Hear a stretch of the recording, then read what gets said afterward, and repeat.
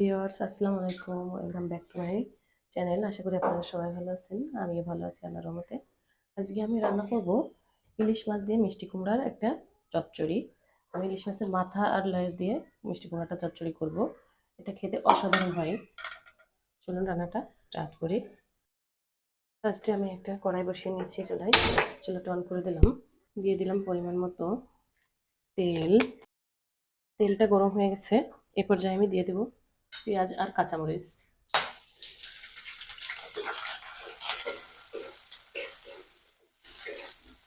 বেশি করে পেঁয়াজ দিয়েছি আমি পরিমাণে।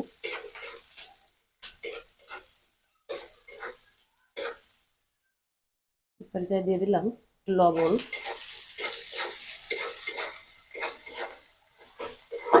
লবণ দিয়ে কিছুক্ষণ নাড়াচাড়া করে পেঁয়াজটা একটু নরম করে নিব।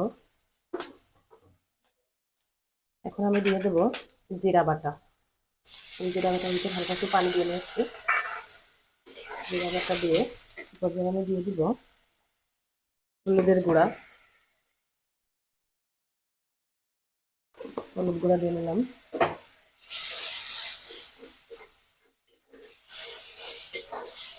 এখন আমি দিয়ে দিব ইলিশ মাছগুলো।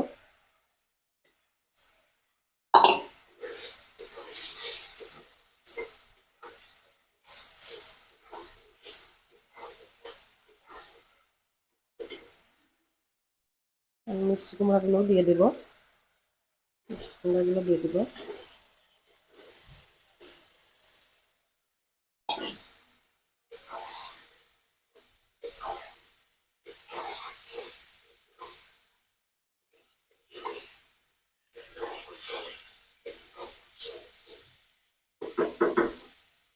এবার আমি একটু ঢাকা দিয়ে রাখবো 5 মিনিটের জন্য। মাছগুলো কিন্তু ভেঙে না যায়, এই জন্য আমি হালকা করে একটু কষিয়ে নিয়েছি। এবার মাছগুলো নামিয়ে রাখবো। আমি তরকারি হওয়ার কিছুক্ষণ আগে মাছটা দিব আবার।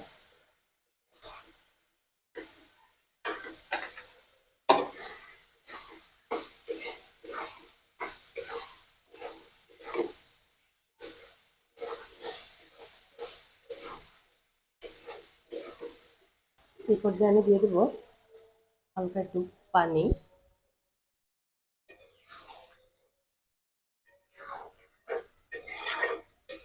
এখন আমি দিয়ে দিব মাছের মাথা আর লেজগুলো।